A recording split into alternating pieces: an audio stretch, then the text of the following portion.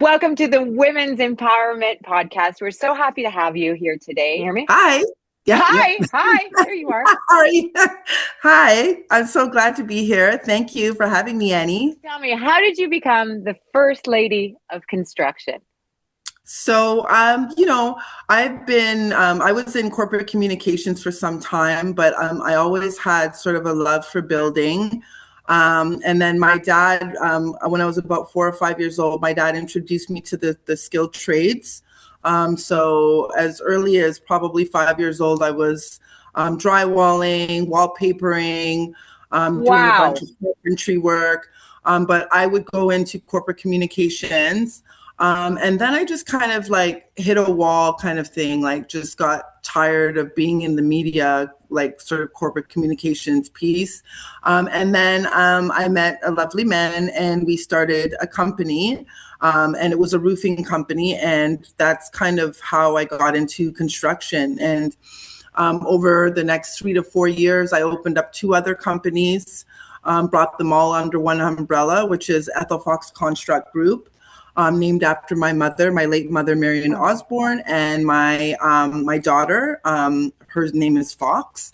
And where do we go from there? Just seeing that there weren't a lot of women like me in the industry, you know. In fact, there was zero women. I mean, up until this day, I'm one of the only women and women of color to own a full service construction company. And started seeing a lot. There's like a male dominated industry, construction. So there weren't a lot of women and I wanted to know why. And I also once I found out why, I wanted to fix it.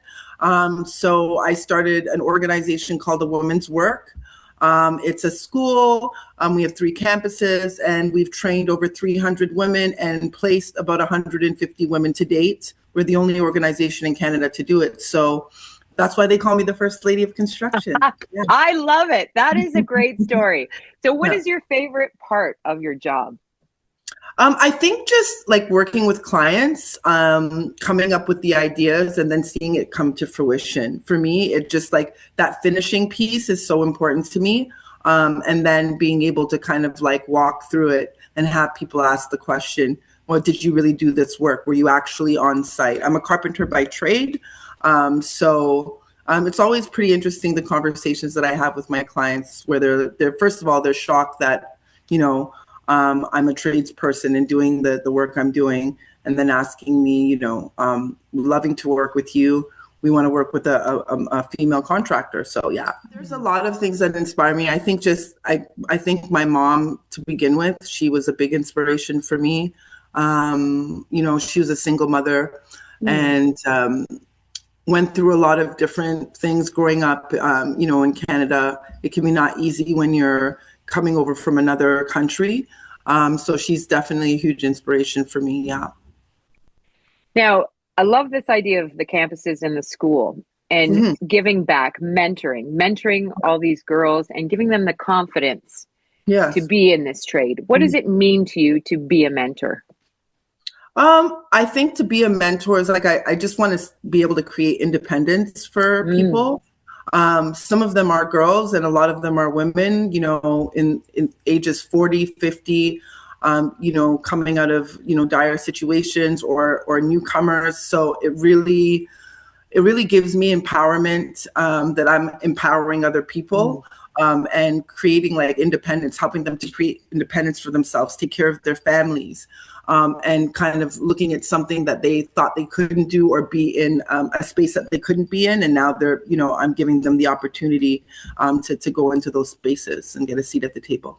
And ultimately giving them their livelihood, right? Absolutely, absolutely. That independence that, you know, I can pay my bills. As you know, it's pretty tough here right now, and people need jobs, and so being able to place women in such a male-dominated industry, it really makes me feel really good about what I'm doing.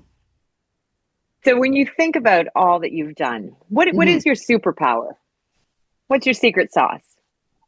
Um, I'm a really good. I can speak really well. I have a way with speaking and getting people to, influencing them and empowering them. So I think that's my superpower for sure. Yeah, I would say that's my superpower. I'm also super humorous and funny. So that right there. I'm a people person, I think. I am a people person. And Yeah. people like to do business with people they like.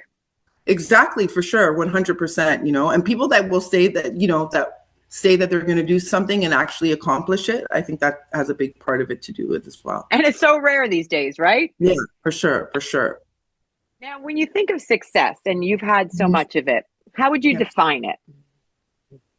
I think success is like being happy with your success. Like there's so many people that are successful and they're unhappy. I think when you can kind of, like for me, I do really well financially. I'm comfortable, but everything that I do has to do with making other people happy or empowering other people. So if you have the opportunity to have all of those things and make a good living, I mean, I think that's the embodiment of success in my opinion. Yeah. That's a good way of saying it, because I think you're right. A lot of people don't enjoy their success. No, they don't. I mean, it's you can make a ton of money, but if you're unhappy, what's the point of that? And I can say wholeheartedly that, I'm not the richest person on the face of the planet, but I'm able to take care of myself. I have independence. I can, take care of my family, my children. So yeah, that's important to me. And then at the same time, being to help people to do that. So what I do and how I make my money is actually by helping others. So I don't know that. I think that's a really hard balance to have, Now, I'm sure you probably get a lot of interesting reactions being a female in the, what is your favorite? Does one stick out to you when someone says to you, hey, can you introduce me to the contractor? And you're like, yeah, they actually I am say the that, first lady. Where's your boss? That's always the one. Where's your boss? Can I talk to your boss? And I'm like, no, I'm the boss. I'm the boss. You're looking right at her. First lady in construction, guys. You got to have shirts with that. That's it. You know what? I probably should. There you go. There's an idea for you. Yeah. So a lot of people have favorite quotes, mantras, or something that defines their work. Yeah. What's yours? Be a pioneer. My own mantra. I think it's when you are doing something for the first time or you're the first to do something, you've got to own it. And so many people are afraid to kind of own being a pioneer. I think it's important. I think that's kind of the easiest way to get to success and to really make a mark for yourself and that legacy piece. So yeah, be a pioneer, own the pioneer. I don't know if you know if pioneership is a word, but if it isn't, I've made it up now. See, I just pioneered that. You pioneered the word. There you go. There's good. Another shirt. We've got shirts, hats. We're ready to go. That's it. Yes. Now, along the way, I'm sure people gave you advice. Other females, males. What's the best advice someone's given you? Attention to detail. Pay attention to the details. Because you never know when you're not paying attention, you could miss something. And then you don't want to miss anything. Life goes fast, so pay attention to the details. Now, you had a job before this. What was your TSN turning point that you said, I've had enough of this. This is my calling. It keeps calling. Was there a moment that you said, this is what I got to do? Yeah, I've always been the person to go against the grain. Like my mom, if she was here right now, she'd tell you that I was always, I would always be getting these jobs. And then like I would last like 6 or 7 months. I'd quit. The whole family, my mom would be like, why are you doing this? And, but I always wanted to just kind of, I just like doing what I like doing. I'm not a person that likes to be in a box. I'm a creative person. I'm a people person. So sitting in an office in a cubicle or going into meetings, traveling every second to have meetings. And it just got very tiring for me. And it just wasn't fun anymore, So I'm a serial entrepreneur, and that's what really fuels me. I love starting things and building processes and all of that other stuff, and then being able to like give that process to a group or a team or even myself, and having that process play out to have like a successful outcome. I love that. I love it. Yeah. You're action driven. You need something to happen. I do. Yeah, I'm action driven. I love creative. I mean, that's why I was in the marketing and advertising field in the first place. And honestly, I still get to do so much of that because a lot of my skills were transferable. And when I decided to start building my companies, I took everything that I learned from that industry and brought it over into that industry. And that really made me stand out, because there are not a lot of contractors that understand how to procure clients, understand how something should look, the look and feel of something, whether it's your website, whether it's like the interior of a home, it all comes into the same thing, whether it's putting together a proposal to sell a job, right? So I've been blessed to have that skill set, and then to be able to combine it, and then voila, here we are. Yeah. So when you're mentoring all these ladies and girls, yeah, when they ask you advice, what do you say? Here, I always tell them, like, Rome wasn't built in the day, and neither you're not going to be built in a day either. And give yourself some credit, and really just kind of believe in yourself, and have that drive, procure that drive within inside of you. So many people think it was easy for me to get here. It wasn't at all. I've been working very, very, very hard. I'm a uni dropout. I went to high school, did 1 year of university, and I was like, this isn't for me. Like, I feel like I'm smarter than these people. My mom would roll her eyes and be like, here we go. And that's like my journey just started. And I always had this kind of drive to do things differently. And I think your own path. Your own path, and you can create your own path. And that can be difficult, right? Now in these times. But I think if you have that gumption, I like to call it gumption, you have an idea, you should follow through with it, because there's two choices. You can work for somebody, or you can, start something on your own and build something on your own by yourself or with others, right? So, yeah. And chase your talents, and your talent is building. Yeah, absolutely. Absolutely. If you have your talents, if there's a bucket of talents, I use all of my talents, every last little itty bit of my talents. I use them all, When you think of empowerment, what is the definition that comes to mind for you? Building strength. Building strength, that internal strength, that spiritual strength. It's not just about physical strength. And so if you have those, then that's where the empowerment begins. Now, along your journey, do you remember 3 women that inspired you, empowered you? I know your mom, you said was one. Who else? One of my really close, my best friend, Chandra, she's probably, if she sees this, she'll probably start laughing. She's like, girl, you're always you're always putting me in these interviews.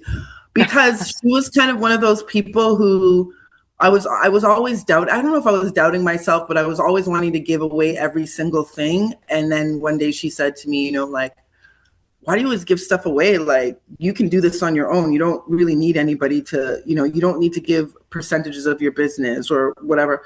And I really took, even now, I still go to her for advice. We're the same age, but she's just got this really old soul about her. So her and my mother, I think about myself.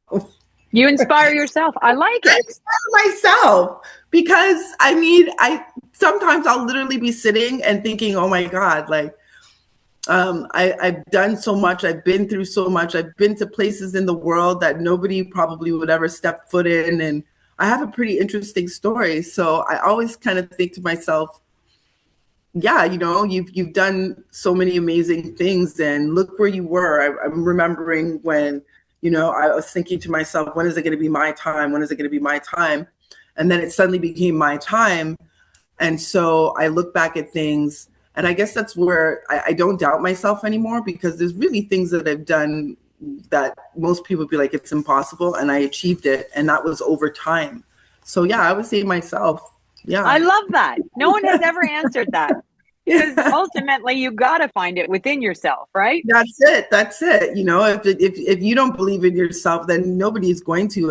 And there are times where there's nobody believing in you, and everybody might be against you, or everybody might be saying, you know, you can't do this. And then you're the only person. I know that's happened to me many times where I'm like, well, yeah, no, I can do it, and I'm going to do it. And then I do it, and then those same people are like, holy crap, she did it, you know? Bet on Yeah. yourself, always. Yes. Yes. Okay. So what's the most important lesson you've learned when you look back and all this information, all this travel, all this experience, the journey? What's the lesson? You know, life is really a journey. I know that sounds super cliche, but Cliche, it yeah. is. And, for me, I realized how many things I did in my teenage years and then in my 20s and 30s, and then I have so much to go. And really for me, the next 20 to 30 years, I plan to accomplish so much, but I also plan to be more relaxed and more in control of where I want to be and who I want to be around and everything else like that, and who I choose to empower, and who I let empower me as well too. So I think that's the biggest lesson, is that it's just a journey, and you can't worry about little things. There's always going to be bills. There's always going to be, you know, a person that you may not like. You're not going to get along with everybody. I think that's what it is. I don't worry as much as I used to worry when I was in my 30s. It's like a lot of things don't bother me anymore, you know? Yeah. It's a nice feeling, right? When you can't control it, so why worry? Yeah, I mean, so many of my friends will be like, you're always so like calm, and you know, if I'm upset about something, it's definitely got to be like crazy.